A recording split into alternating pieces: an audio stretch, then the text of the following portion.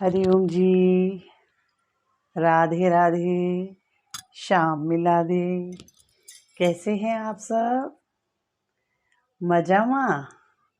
मजा में ही होना चाहिए।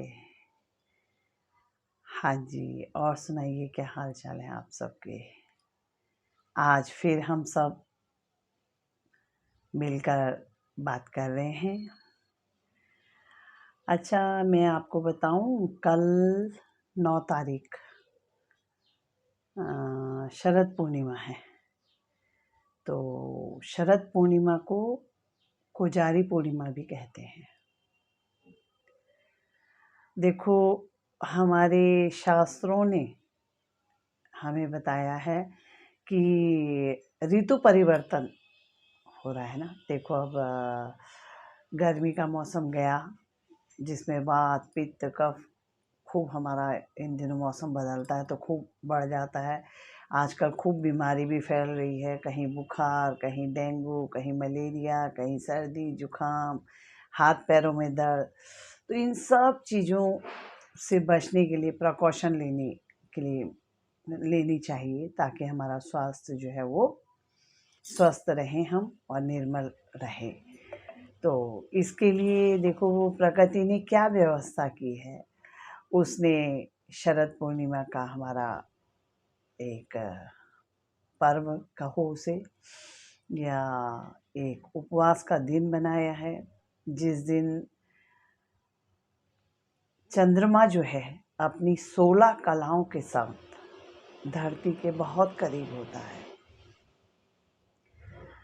अपनी उसकी जो किरणें हैं ना, उससे अमृत निकलता है।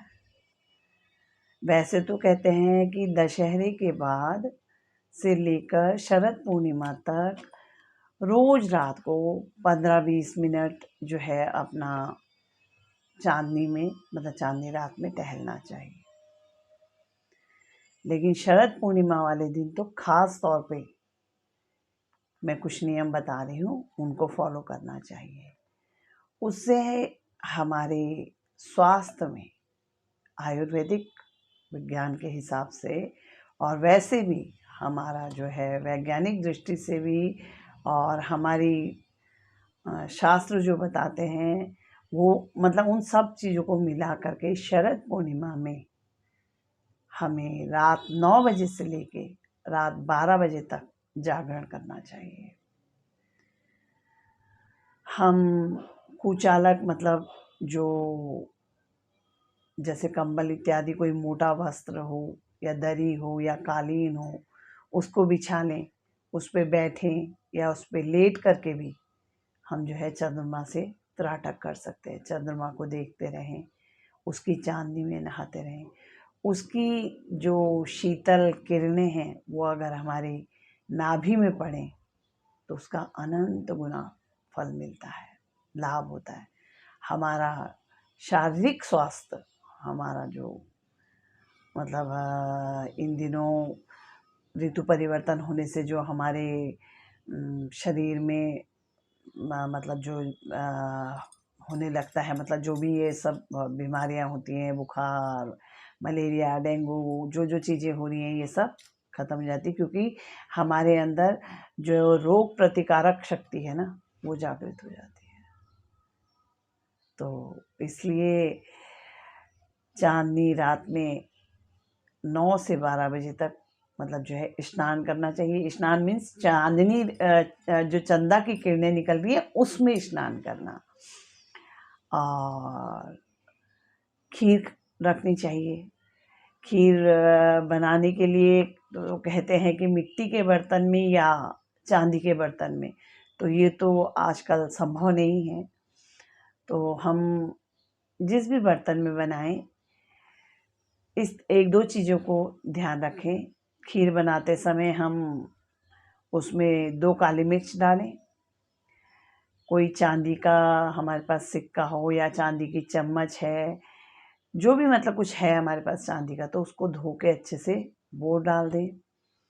सोने की अंगूठी या सोने का जो भी हमारे पास कोई सोने की चीज़ है, वो भी धो धा करके खीर पकते समय डाल दें। तो देखो, चांदी जो है वो शीतलता का प्रतीक है ना। और अग्नि तत्व जो है वो सोने में माना जाता है, तो वो उसमें डाल दें और जब वो पक जाए तो उनको निकाल के दोबारा से धो धा के अपना डेली रूटीन में जो आप पहनते हैं या जो भी करते हैं कर। और चीनी की जगह उसमें मिश्री मिलाएं। रात 9 बजे उसको अपने खुली स्थान पे, चाहे आंगन में चाहे छत में, मतलब जहाँ पर चांद की सीधी किरणें धरती पर पड़े। शरद पूर्णिमा के दिन चंदा जो है पृथ्वी के बहुत नज़दीक होता है और अपनी 16 कलाओं के साथ, अपनी पूरी शक्ति के साथ जो है वो अमृत बरसाता है। तो वो जो अमृत बरसाता है उसका तत्व जो है वो खीर में आ जाता है और फिर उस खीर का सेवन करें।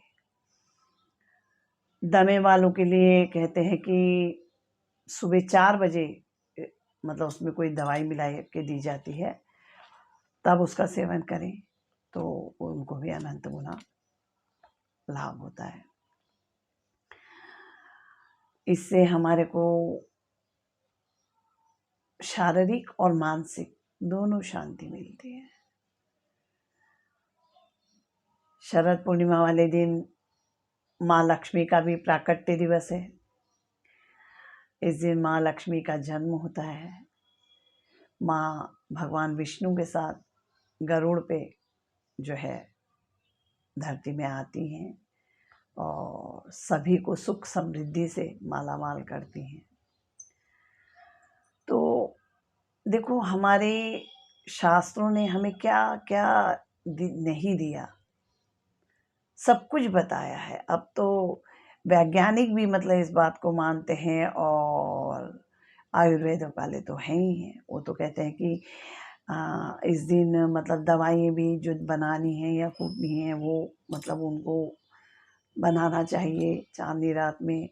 और कोई लोग फल रखते हैं, कोई कुछ रखता है, कोई कुछ रखता है।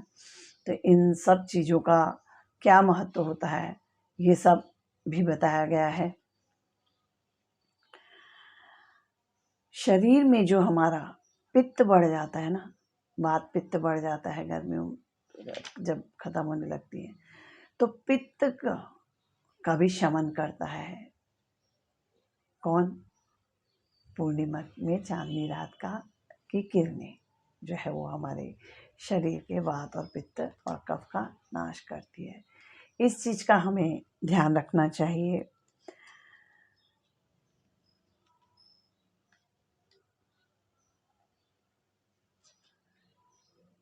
इससे हमें जो है अनेक फायदे होते हैं। और ये रात जो है भगवान श्री कृष्ण ने महारास करी थी और इस रात को उन्होंने ब्रह्म रात के बराबर बना दिया था। मतलब कहते हैं पता नहीं कितनी हजारों रातें मनुष्य की मिला करके एक ब्रह्म रात होती है।